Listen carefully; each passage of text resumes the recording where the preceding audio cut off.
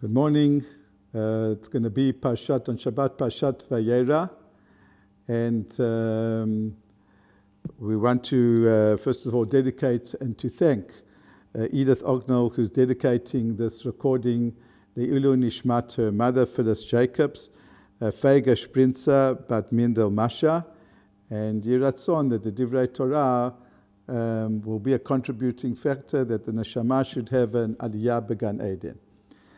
I want to continue the series that I've taken upon myself to speak about Spot the Difference, the differences between general culture and matters which are written in the Torah. I was thinking that actually there's the whole Torah is one big difference, because since the Torah comes from HaKadosh Baruch Hu, the Torah is the reflection of His will, the reflection of the divine.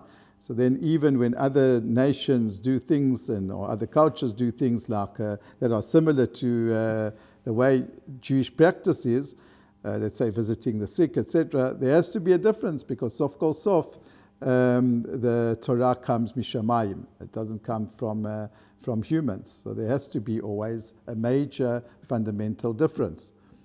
And it's similar to what the Radbaz said when the Radbaz, who lived in the 16th century, and he remarking about the Rambam saying that there are 13 principles, he says the entire Torah's principles of faith. Why do you limit it to 13? There's 613. Anyway, that's b'ma'amar musgar, that's in brackets. The Rambam, according to Rav Soloveitchik, he chose 13 because those were the matters that were attacked in his days, and he wanted, so to speak, to give the Jews the inverted commas, the ammunition how to respond and to refute to those matters which were an issue in his days. To get back to the point, we are continuing the series over here on Spot the Difference. So the difference that I want to speak about today is the mitzvah of Hachnasat Orchim, of welcoming guests into one's home. And that's how the Parsha starts off, that after Avraham Avinu performed the mitzvah Brit Milah, he was old, he was feeling very, very weak. And the Torah starts off with the psukim that Hashem came to visit him. Vayeira elav Hashem. Hashem appeared to him, and the Mefarshim said, in what way did he appear to him? He appeared to him in the way of Hachnasat Orchim. What is unique about the Jewish way of Hachnasat Orchim? The whole world practices Hachnasat Orchim. In fact, I saw a series once on the BBC of a city called Karbala, which is in Iraq, and it's at a place where there's a certain for certain sects of Muslims, it's at a place where there's a very important shrine, and people go to that shrine on a pilgrimage once a year, and basically the city opens up its doors to close to a couple of 100,000 visitors. And imagine that. You see in the BBC, you see, for example, it's you can look at the link. The link is a city that opens its doors to visitors, and you can see over there the incredible amount of people who come to visit. And you see the incredible Hachnasat Orchim. You see people open up their homes, they cook for the visitors, people who they don't know at all, give them to eat, to drink. Their lounge is transformed into one big bedroom. Everyone sleeps on the ground. So what's unique here? There doesn't have to be something unique, but as we said before, that there's always something unique in the Torah between the mitzvah and the mitzvot, even those which are practiced generally by humanity, not speaking about things like tefillin, etc., between the way the Jewish people practice and the way others practice. I just wanted to add on, for example, there was this film, it's about a true film, in other words, it's based on true events, that in America there was a SEAL team. They did some operation in Afghanistan. There was the whole thing was botched up, and there was one survivor. And that's why the film's called Lone Survivor.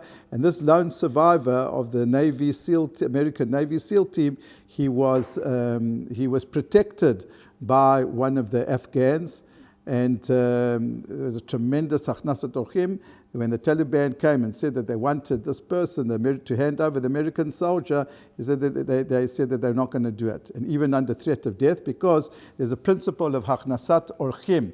But the Pushwandi, that's a tribe of Pushwan, that if any visitor comes into your domain, that's it. You have to protect him, even at the cost of your life, and you have to, and that's why they saved this person's life. So again, we're asking, you see in various cultures that it's so something so basic on Achnasat Orchim.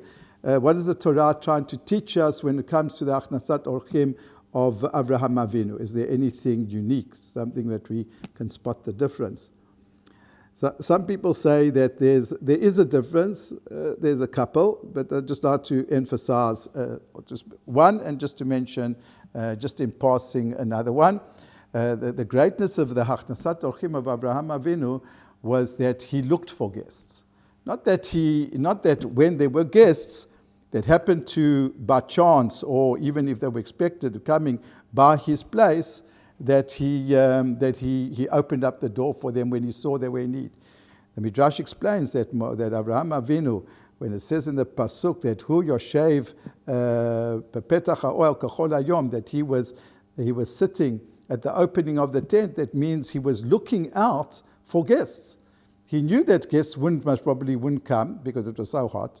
And yet he was upset that they didn't come, and he was thinking that maybe by chance I'll be zocher to entertain some guests. So over here we see that the fundamental difference is that in other cultures, if there's a need, and if it happens to be like that, then there's a mitzvah. Then there's a mitzvah of Achnasat Orchim, and no one's denying the greatness of that Achnasat Orchim, the uniqueness, the difference between the Achnasat Orchim of Avraham Avinu is that he searched for Orchim when there weren't any need for Orchim.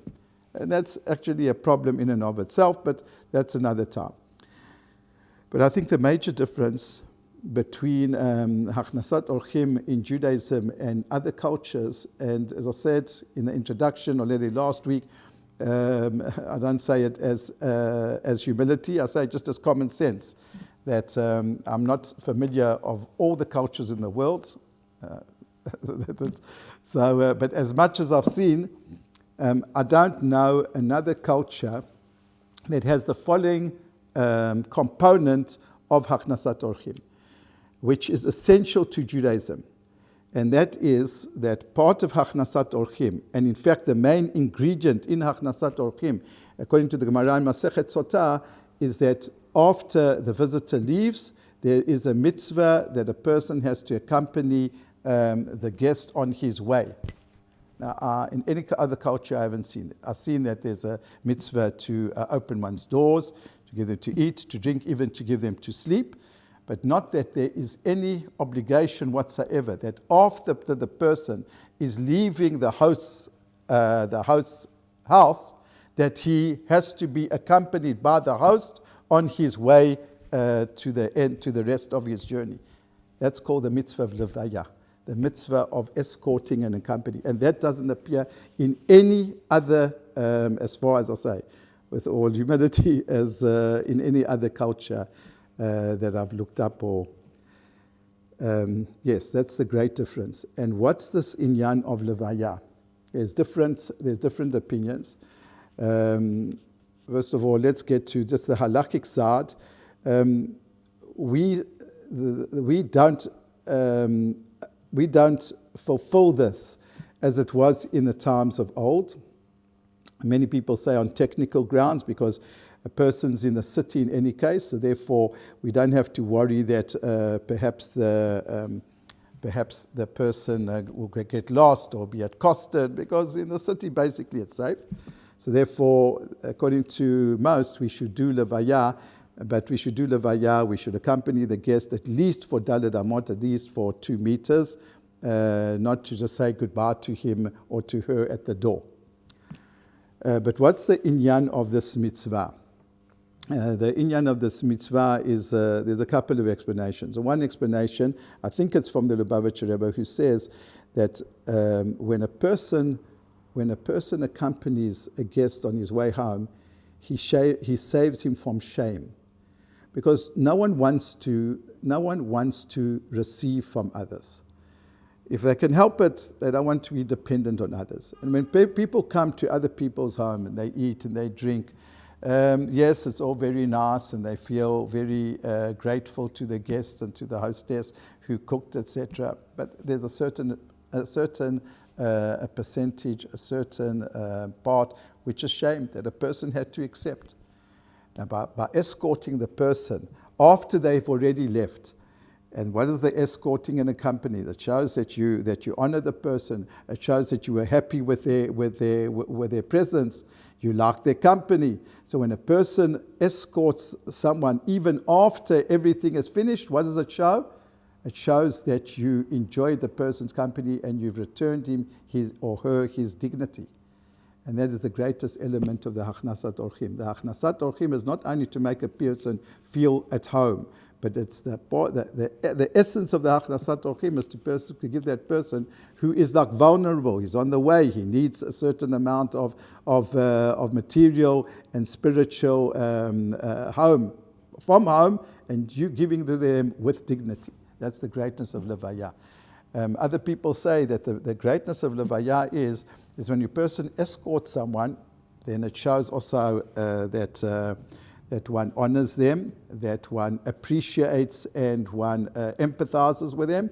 And then, as Rav Sternbuch says, what happens is that there's sort of almost a merging of two identities, and the merging of two identities, God gives that person, gives the wayfarer, gives the guest an extra protection, because now it's not only him, but it's the person who's accompanying him, who identifies with him. So they become now almost as one. And then that person, through this double schuyot, through this double merit, it saves that person from harm. And others say that when a person accompanies his guest, so then all the accompanying angels of the host, they are now connected, and they mitztaref, they join with the accompanying angels of the guest. The Satmar Rebbe makes an interesting point. He says, if the person, what would be if the person's a Rasha? What type of angels is he now calling? Okay, let's leave that aside. But the idea is that basically the protection which God gives to the host, he's joining that protection to the one which is the guest. And when they leave then together, this gives him the protection. So in short, we asked, let's spot the difference. What is the difference between Hachnasat Orchim as it is practiced throughout the world and the Hachnasat Orchim? What basic component is so special to the Jewish people? Something unique that you don't find in other. It's not a matter of, yes, we do it in a greater quantitatively, or no, that's not the issue. The issue, what qualitatively component is different, and we said that it's basically the mitzvah of Levaya. The mitzvah that after the Hachnasat Orchim is already, so to speak, complete, so that's when, there's a mitzvah of Levaya, and as the Rambam says it, that this is the great covenant. That's the language that they use. The Rambam says this is the great covenant that Avraham Avinu bequeathed us to the Jewish people concerning the mitzvah of Hachnasat Orchim.